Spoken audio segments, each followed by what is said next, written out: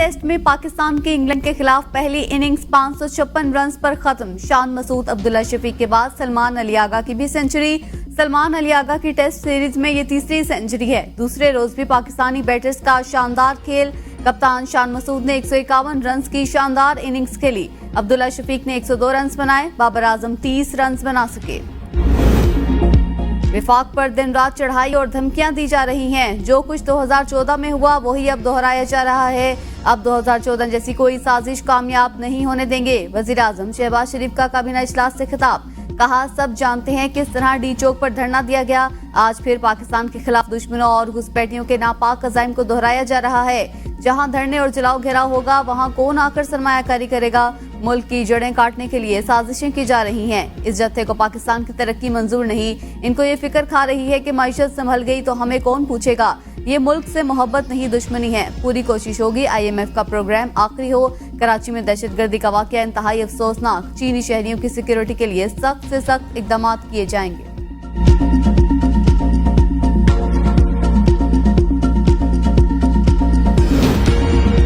Pakhtunkhwa house Islamabad को seal करने का मामला पेशावर हाई कोर्ट में दायर दरख्वास्त पर समाअत। चीफ जस्टिस इश्तियाक इब्राहिम और जस्टिस वकार अहमद ने समाअत की। खैबर पख्तूनख्वा हाउस को कब और किसके ऑर्डर पर सील किया गया। चीफ जस्टिस का इस्तिफसार। CDA के हुक्म पर सील किया गया। एडवोकेट जनरल का जवाब, CDA खुद मुख्तार इदारा है, हमारी जुरिस्डिक्शन नहीं। चीफ जस्टिस के रिमार्क्स। कहा, CDA बिल्डिंग कंट्रोलिंग अथॉरिटी है, आप वक्त जाया न करें, इस्लामाबाद हाई कोर्ट जाएं। एक सूबे का हाउस बंद करना ज्यादती है, लेकिन ये काम CDA का है। अदालत ने बजरिया रजिस्ट्रार दरखास्त वापस कर दी। KP हाउस पर हमला आइन पर हमला है। आइन की खिलाफ वर्जी करने वालों पर आर्टिकल 6 लागू होता है।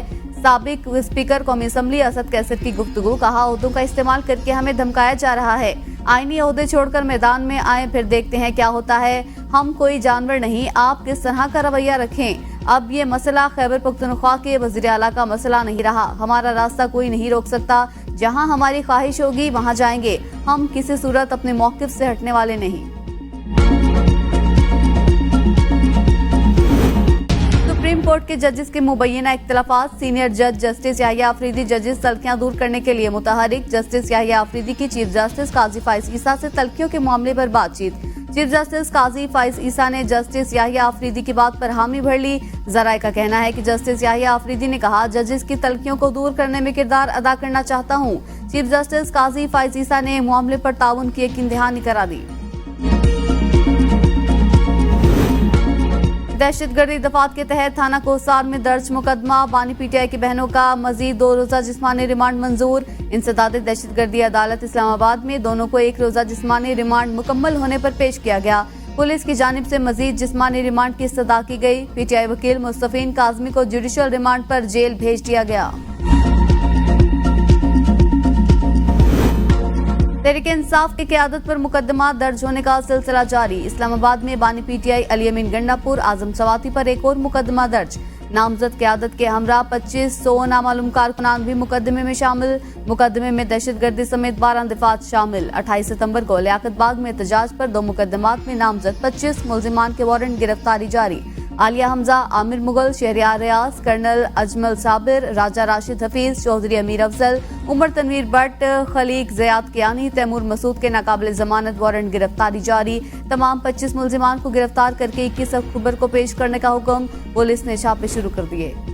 आईनी तरामीम के लिए कोई जल्दी नहीं, वकला से मुकम्मल मुशावरत करेंगे। गवर्नर पंजाब सरदार सलीम हैदर खान का फैसलाबाद डिस्ट्रिक्ट बार में वकला कम्युनिटी से खिताब। कहा, आईनी तरमीम के हवाले से आजकल बहुत शोर है।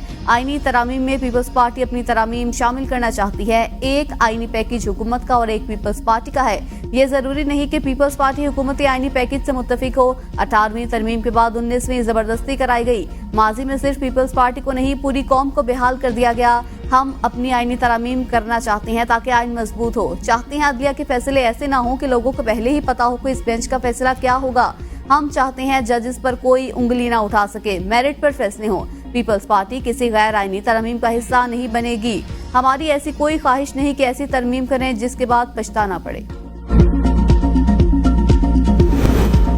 आईनी तरमीम जाती मुफाद के लिए इस मुल्क से कोई फायदा नहीं होगा। साबिक सदर आरिफ अलवी की मीडिया से गुफ्तगू, कहा अगर तरमीम की जरूरत है तो फिर इस पर सही तरीकेकार पर अमल किया जाए। पार्लियामेंट को तरमीम का हक हासिल है, लेकिन जिस चीज की जरूरत हो वो की जाए। ये हुकूमत की मर्जी के मुताबिक की जा रही है, जिसका मुसवदा भी नहीं दिखाया जा रहा। फलस्तीन के हवाले से पीटीआई ना तो पीछे हटी है और ना ही हटेगी। जो लोग अमन की खराबी पैदा कर रहे हैं, इनसे कोई सवाल क्यों नहीं करता। पीटीआई वाले बातचीत के काबिल भी नहीं। नून लीग रहनुमा सेनेटर तलाल चौधरी की एबीएन न्यूज से गुफ्तगू, कहा पीटीआई वाले हमेशा ड्रामा करते हैं। आम कारकुनों और पाकिस्तान को खराब किया। कारकुन बेचारे रुल गए हैं, खुद ये गायब हो गए और लोगों को छोड़ गए कि वो तोड़ फोड़ करें।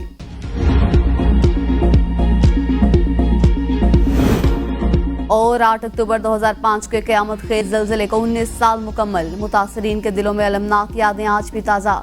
7.6 शिद्दत का ज़लज़ला हजारों जानें ले गया, सैकड़ों जख्मी, लाखों मकानात मुनहदिम, अरबों रुपए की अमलाक तबाह हो गई। बालाकोट मुकम्मल तौर पर सफाहस्ती से मिट गया। खैबर पख्तूनख्वा और आज़ाद कश्मीर के इलाकों में मजमूई तौर पर 86,000 से ज्यादा अफराद लुक़मा-ए-अजल बने थे। आज़ाद कश्मीर के दारुल हुकूमत मुजफ्फराबाद समेत आज़ाद जम्मू कश्मीर में शोहदाए ज़लज़ला की बरसी मरकजी तकरीब यूनिवर्सिटी ग्राउंड में मुनक्किद। सायरन बजाकर 1 मिनट की खामोशी इख्तियार की गई। वज़ीर आज़म आज़ाद कश्मीर चौधरी अनवारुल हक ने शोहदाए ज़लज़ला की यादगार पर फूलों की चादर चढ़ाई और दुआ की।